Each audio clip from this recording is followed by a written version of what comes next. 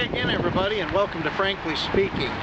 When you think of Christmas, toy trains come to mind. You certainly think of happy times gone by. Well, today we're in Linden at the Linden Depot Museum.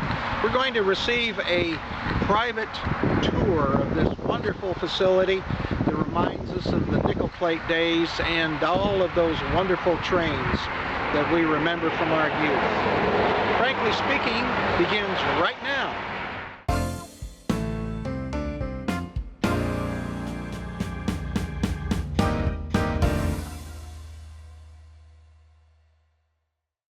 And of course, Christmas and trains go together, so this is a small layout that you have, and we're going to see a larger layout later, but show us what you have here, Elizabeth.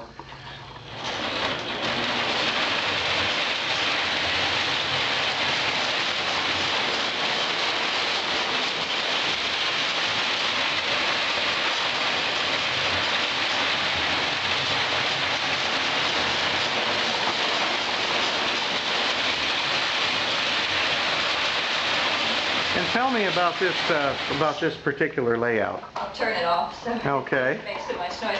This is this layout was donated to us this summer. It is a typical layout that a child might have had in the 1940s. 4x8 sheet of plywood, no insulation, which is why it's very, very noisy. After we got this in, we decided to be perfect to decorate for Christmas, which we did. You have a big Christmas tree. It truly is a Christmas tree train layout. Yes. This is 027 Lionel. This was typical, still used today. 3-rail. And you have this display case behind you. Tell us about the items that are in there, if you would. Those are donated by Zeke Kaufman, who was on the railroad on the Monon. And Zeke, in addition to working on the railroad, was a machinist. And this is a live steam down here on the lower level. And it did operate. These two things right here are pretty valuable because they came out of the Linden car, which was a presidential car. They were actually in the car, and they're part of his donation. Now, presidential car, you're talking about what president? This was Behringer. Behringer was very instrumental in making the Monon what it... he was the president of the Monon Railroad. Right, president of the Monon Railroad, and he was the main person. He really brought it up to a high level. Okay. And so we're fortunate to have these items here. And then up on top of that display case, you have some items. Yes, that is a very, I think it is probably one of the rarest items we have here. That is the indicator panel from the Lafayette Junction, or the interlocking tower in Lafayette. That took care of the Monon and the nickel plate and the Wabash and the New York Central. So there would have been lights in each one of those holes. Right. Okay. And if the trains moved through that area right there, they had to be routed. And that tower was operated by a leverman who threw the levers to line up the switches so that the trains could move through there. And that's what that is. Now tell us about the baseball uniform that you have down there on the end. Yes, that was a uniform that was used by one of the individuals that worked on the Monon. And back in the day, if you were a good baseball player, that could get you onto the railroad. You didn't have to. That's all the qualifications you had to have to get a job. If you could help that team win, well, you could get on the railroad. So that's how it worked. They took their baseball very seriously. Right, right. Yeah. And then you have some beautiful china pieces down here. Elizabeth or Gary, tell us about these. These all came out of the presidential car. President Behringer's personal train car. It's china and silver. A lot of very valuable items here. We're very fortunate to have them. That's one thing, those of us who were fortunate enough to ride on the railroad when they had the dining cars, we remember that the china was always special. It was always Right. what we would call Sunday china at home. So Yes. This china is even more special. Yes. Because it came out of that presidential car. This was a few grades above the china from the dining cars. Really? Yes. Okay. Oh yes. Okay. This display here, these are all items that were donated by D.J. Blanton, who is the secretary of the Linden Depot Museum. He is a blacksmith by trade, and all of the items here were made from railroad spikes. And it's just incredible what he's done. One of the most interesting ones is here, where he has braided 4 spikes together. That's hard to imagine doing with yarn, much less with railroad spikes. He has a cording candle. There's all kinds of hinges and bells and latches, back scratcher, tongs, stake turners, all just unbelievably creative use of railroad spikes. And we were very fortunate to have this very unique collection. We haven't investigated a lot, but we feel that probably this was what was done back in the day, because people had access to spikes. This was steel. There were blacksmiths around, so this would be a very good way of getting common household items made, as opposed to going to the store and buying them. Blacksmith could probably do this back then. So that's probably the way it worked. We don't know for sure. We're going to find out about this. yeah. Layout is much quieter. I think we could probably just let this run. HO and N gauge here. I see. And what's the difference between HO and N gauge, Gary? Well, N gauge is HO is half of O gauge. Okay, so it's half the size? Right. N gauge is half of HO. And O gauge was what we saw in the first layout in the other room, the 4x8 sheet of Right. plywood. That's O gauge. HO is half that size, or 1/87th the size of a real train. N gauge is 1/160th the Okay. size. And what do you have here? Is this a... N gauge in here, and you'll see the very Okay. tiny little train down Uh-huh. there. And we have a little train engine here. Okay. And is this supposed to be a model of some particular part of the country? I really don't know. I think it was just the creation of the person that made it. Just to show off the trains? Just to show off the trains. And Yeah. it's a very complicated layout, and when it's working, it's really wonderful. Right now, it still needs to be cleaned in anticipation of our Christmas open house, so it's not running at the moment. But we're hoping When is to your have it. Christmas open house? Christmas open house is December 10 through 21, the Saturday through Wednesday of the following week. We're open from 1 to 7 all of those days, all 12 days. That's Free terrific. admission at that time. But again, these are HO. And you have a whole community over here, it looks like. Community, and part of this, if you know the town of Linden, you'll recognize some various buildings that are like buildings you'll see in Linden. We have a model of the depot, which is where the steam engine is.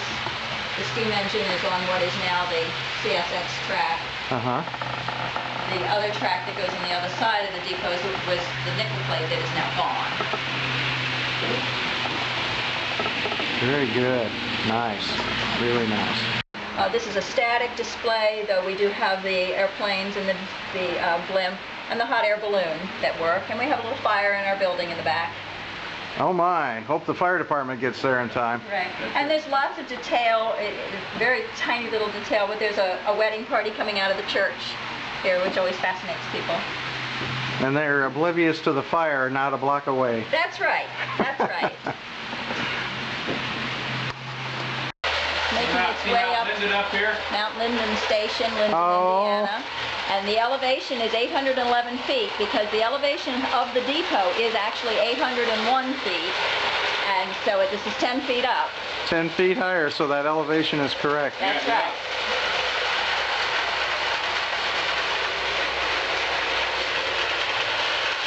Go down there. Oh my, look at that. Look at that. There's going to be a lot of kids that are going to say, Dad, can we do this at home? Yes, do not attempt at home.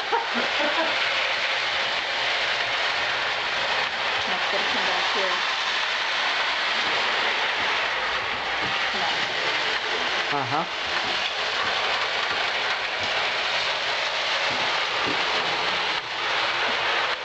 So Gary, how long did it take to build this?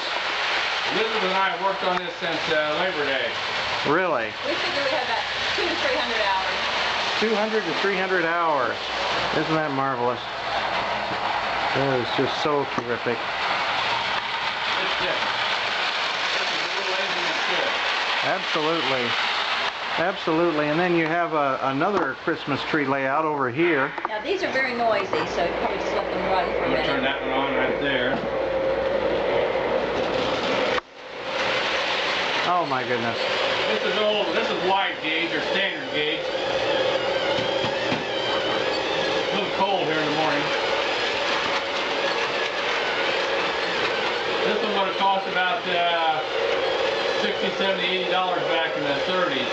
Oh my. That was a fortune back then. Yeah. This one would cost 79 cents.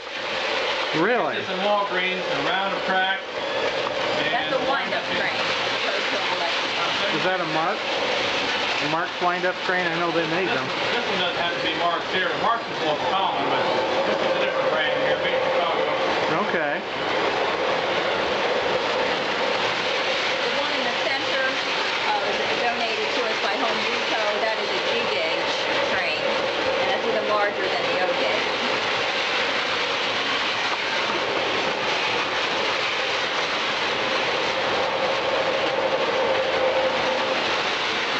Isn't that marvelous?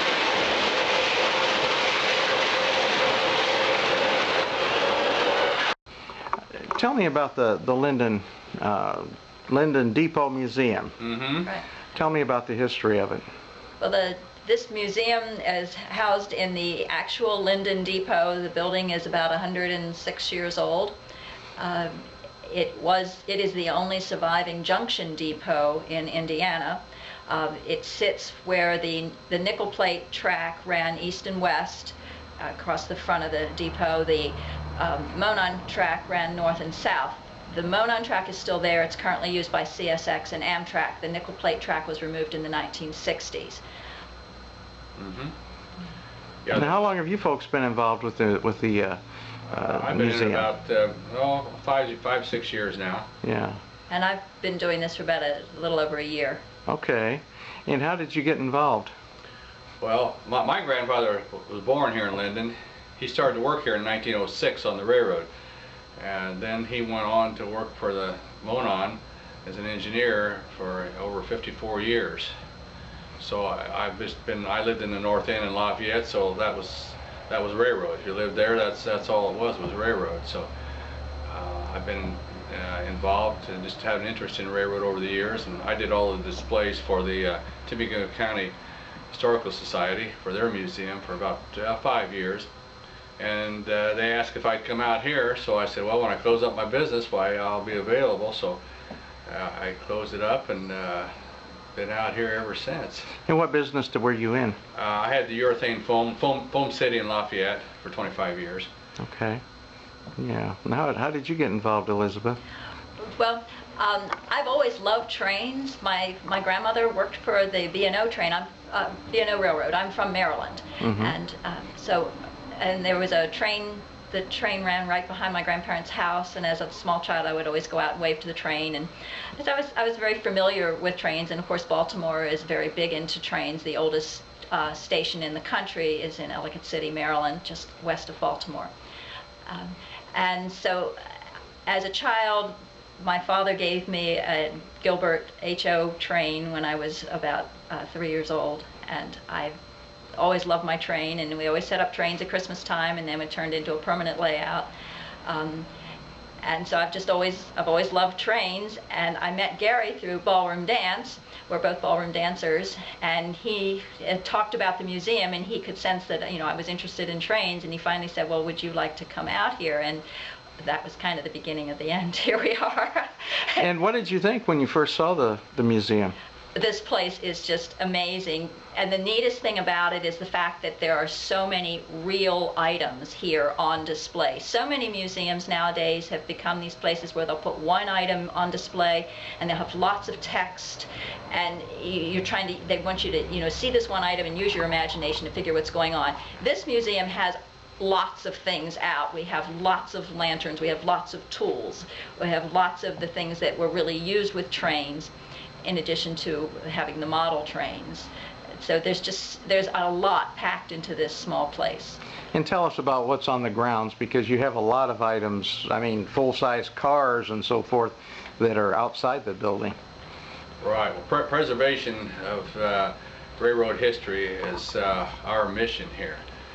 And as you know, the area between Romney and Crawfordsville had a lot of old equipment, and it's been taken down in the last few years. And we have been fortunate to be able to get some of that material for the museum, including the semaphores outside, which were taken down 2 years ago. And they were the last existing semaphores in the country. And luckily they happen to be on this line right here. And CSX donated 3 of them for us, so we have 2 of them restored and up now. And those are just very, very valuable in the railroad history. And they're about 100 years old? Right. They were in continuous use for 100 years before they came down. The other thing that we worked on this summer, as you probably know, the telephone poles. They started out telegraph, then they became telephone. They were all taken down between Romney and Crawfordsville. Well, we managed to get all of the hardware to restore 4 poles, and we will put the 4 poles back up here, 2 of them in the original location and 2 more, and string the 32 wires that went on each pole. But we have all of the hardware now and we're ready to go. So the railroad takes these things down and we put them back up again. Then in addition to those things, we have the very obvious cars. There is the nickel plate caboose in the front yard, and then in the side yard is a box car, a gondola, and is there a flat car there? And the caboose, a Monon caboose.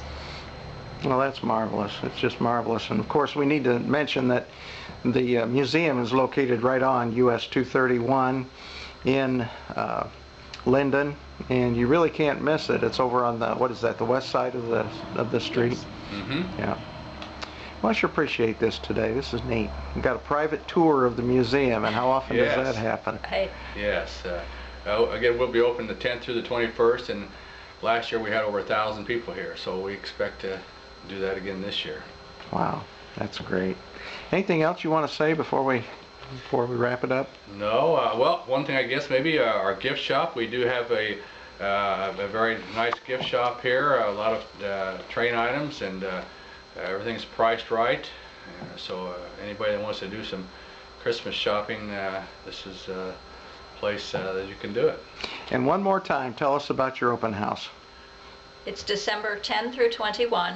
It's open from 1 to 7, all 12 days. Santa Claus will be here each day.